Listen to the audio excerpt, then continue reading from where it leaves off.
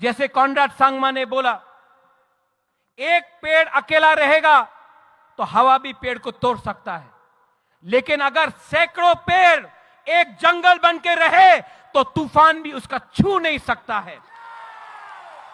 थानसा उसको बोलता है।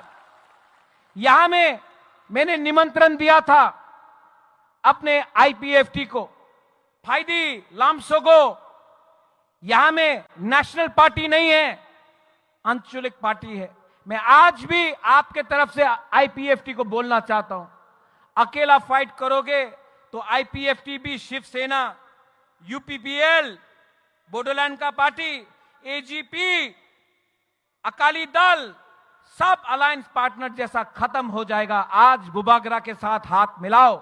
मैं भी तिपरासा, आप भी तिपरासा, एक होकर फाइट करते हैं और जवाब देते हैं।